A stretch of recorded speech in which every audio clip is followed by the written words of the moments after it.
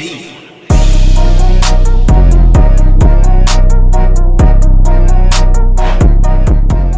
What's going on, my good people, man? It's H-Torn. Welcome to Take Risk Mondays. That's right, man. Today we got a heavy risk taking the building that's with us. He's a DJ, music producer, and a TV producer. What we got today, man, we got history in the making. All the way from Detroit. You dig what I'm saying? Ladies and gentlemen, put your hands together for my man, DJ Maestro. What's going on, Ace? How you doing, man? What's up, man? How you living, man?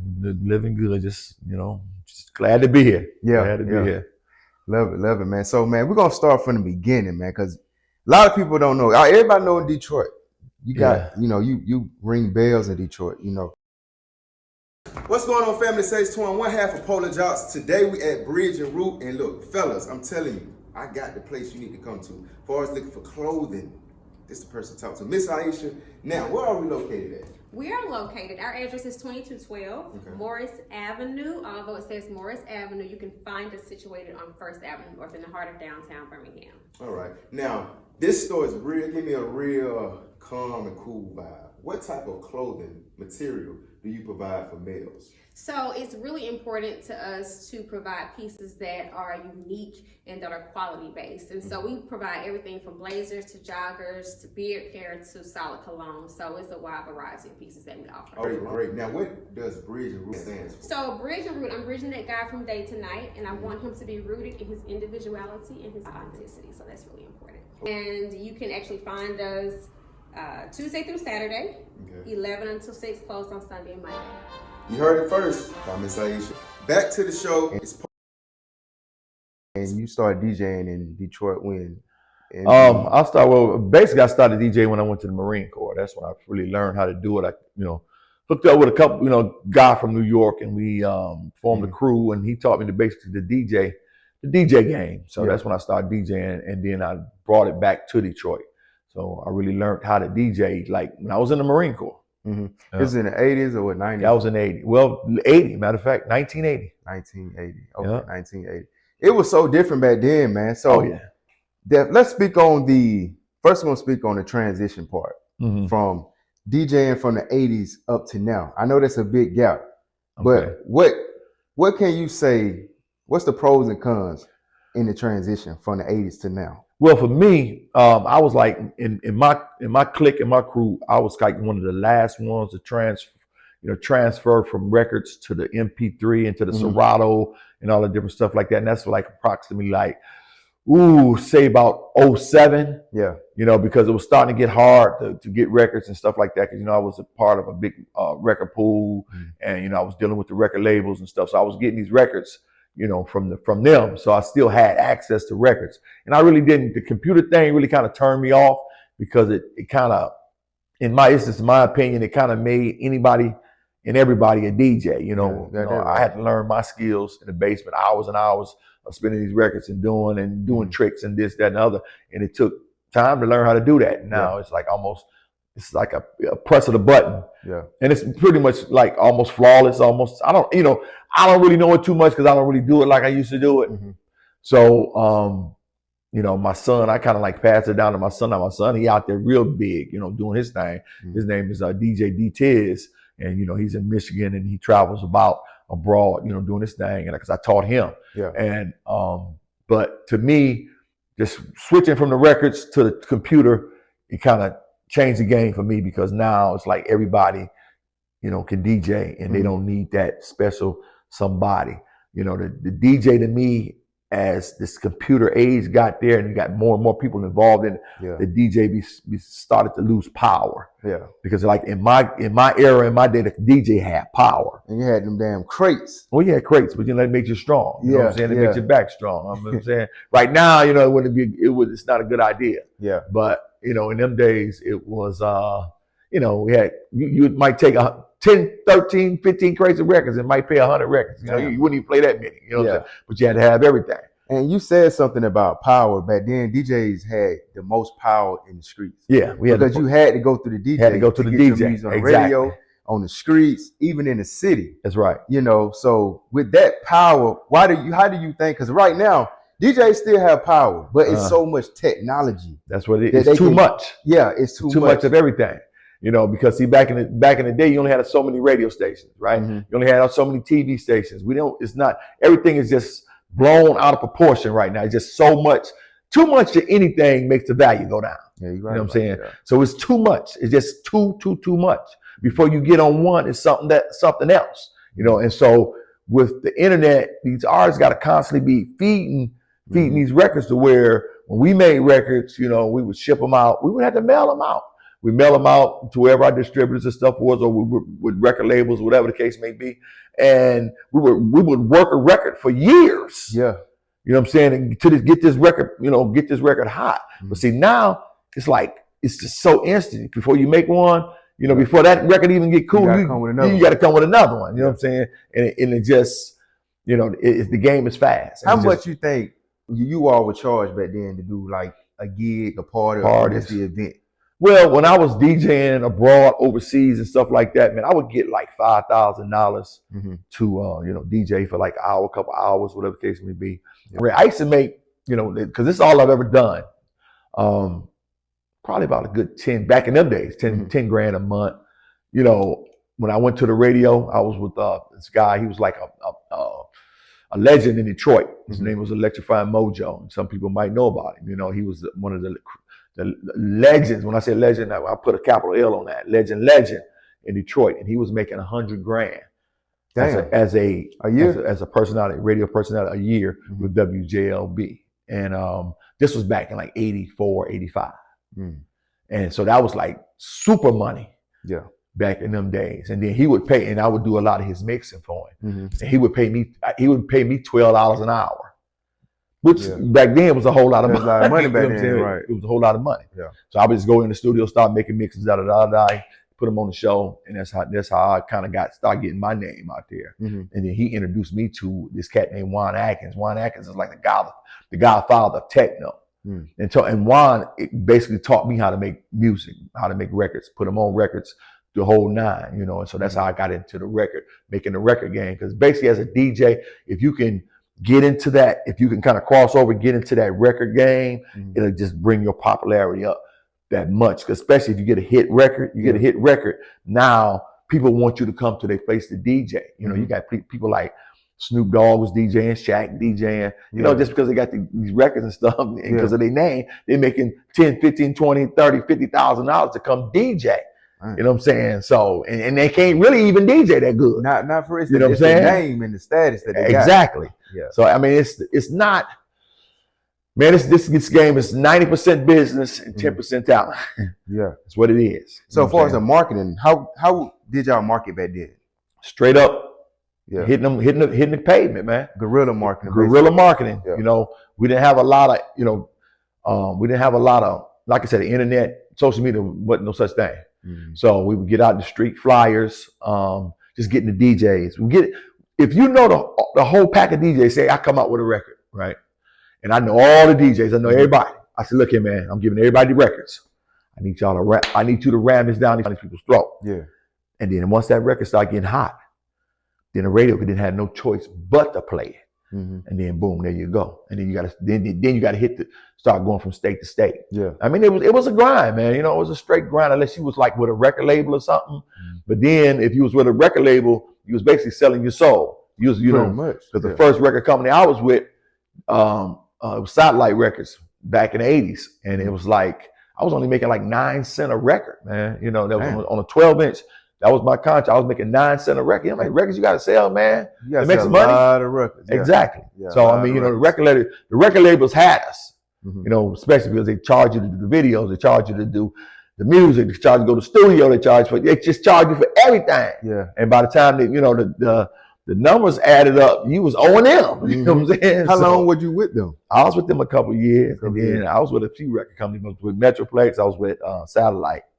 And then I had my own record label, we started doing our own thing, so if you can do your own thing, like especially right now, you got the internet, if you got good plugs, you got a good following, you can do your own thing. You know what I'm saying? You just got to build that following up, man. And it's easier said than done. Do you think it's easier now to blow up? Yeah, it's easier now. Yeah, it is. It's easier now. Well, it's got its pros and its cons. Because see, the thing about it, back in them days when we were making records, we had to go to the studio. and it wasn't no too many house studios. Mm-hmm. And then we had to record on 2-inch tape. You know, the big tape, Yeah, the 24 big track, tape, 2-inch tape, and it cost a lot of money. And studio time was like $100, $200 an hour.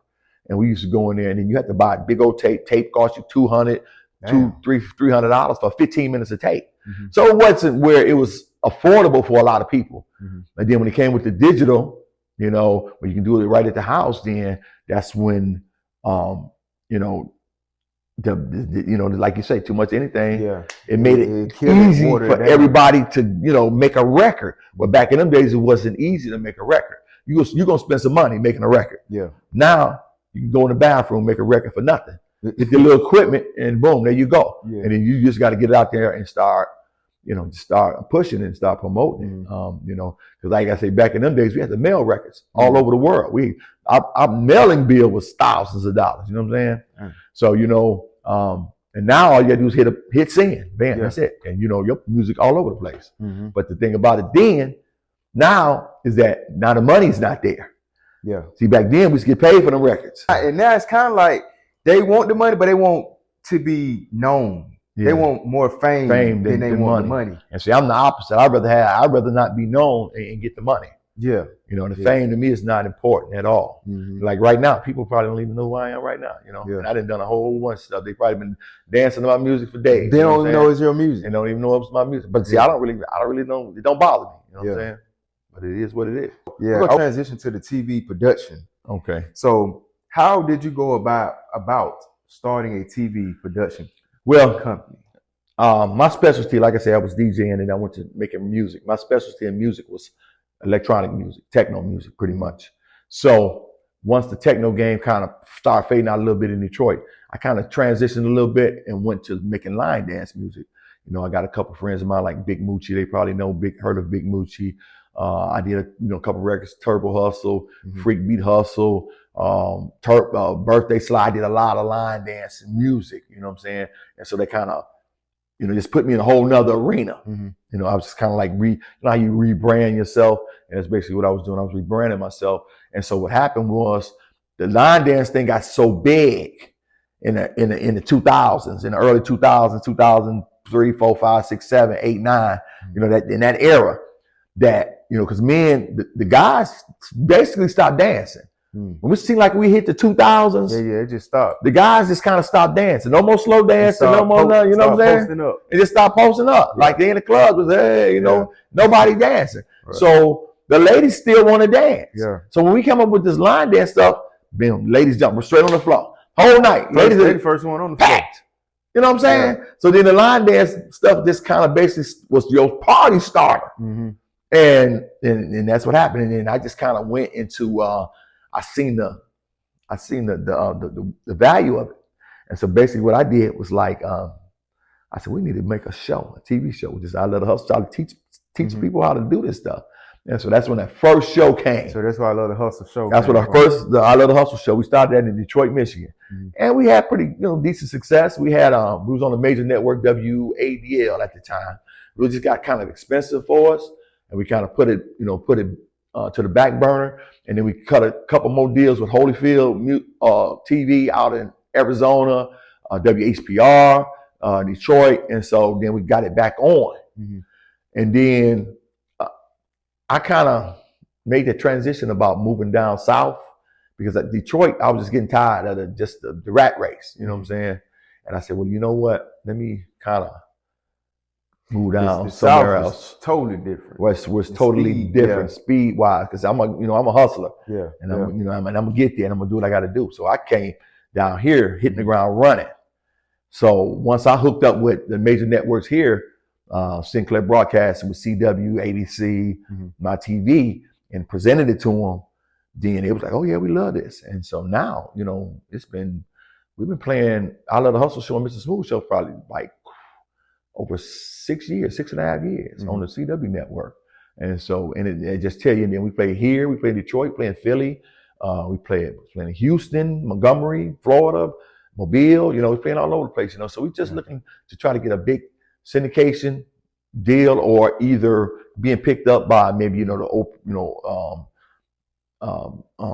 what's his name? Byron Allen, Byron Allen, his networks, or Oprah's networks, or Aspire TV One, stuff like that. That's what that's basically what we're trying to do. That's what we're shopping to do right now.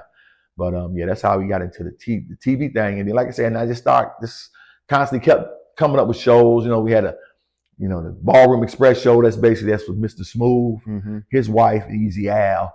And it's basically Soul Train. That's what it is, with a ballroom and a step. Yeah. And then we came up with a show called The Legit Fit Show, which you know about. It was an exercise show, because I got that idea because of the fact that it was this guy named Jack LaLanne back in the 50s.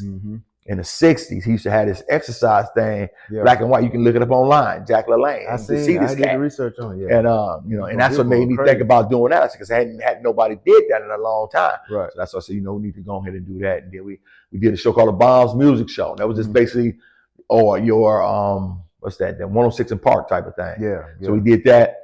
We kind of cut that out. I wasn't getting a lot of support from the artists. You know what I'm saying? And then basically we came out with this show because of the artists. Yeah. But we wasn't getting the support from the artists. See, like I said, because right now, what's up with these artists, man? It's just the internet. To me, I'm just gonna tell you what I feel.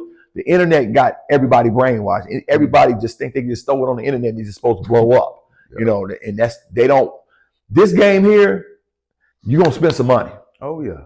You just gotta spend it with the right people. And that's just the bottom line. Because it's gonna take, a radio campaign, cost you probably about $500K. Yeah, about $500,000 $250,000 for, you know what I'm saying, for a radio campaign. You know what I'm saying, just to get your music playing all over, like say Radio One or Clear Channel or whatever, whether the iHeart Radio, whatever. And they pay them folks, play their music. But see, the thing is now, back in the day, I would say yes, it was worth it. But see, now it's just too much stuff out there. It's a gamble. It's a gamble. Yeah. It's too much stuff out there, because people ain't listening to the radio like they used to. They got the satellite radio, they got the internet radio, they got, it ain't like how it was. It's just too much. We right now, and I'm gonna say this, we are just soaked with information. We are impacted with so much information right now, but we're the dumbest right now. We're dumbest ever in life right now. Yeah. We got all access to all this. Right, exactly. Why do you think it's like that though? Because we got access to anything. We're dumber than ever right now. Because of the fact that because it's just constantly poured into us all the time. Nothing sticks. Before you learn something, here comes something else. Here comes something else. Here comes something else. You know what I'm saying? And you can never process nothing. And I think that's what it is. Because like I say, right now, if I'd have had the ability of what these kids got now, going to school, I'd have been all A student. You know what I'm saying? Because you ain't got to do your work now here. You ain't got to just talk to your phone. Yeah, it's going to tell you all the answers. When did the war start? When did the war of 1812 start? They're gonna say, the war of 1812 started in January 15th, 1980, and it's there. Yeah. So, but anyway, that's... What would you say the biggest risk you took in getting into the music production, yeah? Biggest risk I took? I mean, I always, I had a little money. Man, I've been taking risks all my life, man, because in order to get better and do better and get different things, you got to take risks. You got to change. Yeah. It's like me coming down here to the South. I didn't know what I was going to do when I came down here. I said, hey, I'm getting ready to go down South. I'm finna leave Detroit, left everything I had there, pretty much came down South, started a whole new life. You know what I'm saying? But I just started it here. Just kind of did what I was doing up there down here, and it worked for me, took off for me. So because of the fact that down here they wasn't really used to a lot of the stuff that I'm doing, and it just worked out pretty much. Give God the glory. It kind of it just worked out the way I needed it to work out. That what you say? You would say that was kind of one of the biggest risks. That was a risk coming down here because I didn't really know what I was going to do. And then I used to be in California, going. I went to Tennessee for radio. Didn't have a clue what I was going to do, and just went, stayed down there for a little bit. Went back to Detroit, got on the radio in Detroit, and then, like I say, just when you stop working, man, that was like a big risk. You know what I'm saying? It's a huge risk when you start getting them consistent. That's checks. right. And just, yeah, it's all on you. and it's all on you. So if you fail, it's because you didn't do what you're supposed to do. Yeah. You can't blame nobody for your misfortunes, but yourself. Because you got to get out here and grind. You got to get out here and do what you got to do. If you don't get out here and work, you don't eat. And this is what it is. And when you make the money, you got to understand this money ain't the blow. Just like you got a lot of these cats, man. Like, you look at the basketball players. These cats making all this money. 80% of them cats gonna be broke. Yeah, 80%. What, 6-7 years? That's right. Yeah. You know what I'm saying? Because they're getting this money and they think this money gonna constantly keep coming. As artists, we keep thinking this money gonna keep coming. Trust and believe me, your hot days is gonna be over with, and it's gonna be something else. And then by that time, you think, oh, I got no more money. Oh, I didn't spend all my money.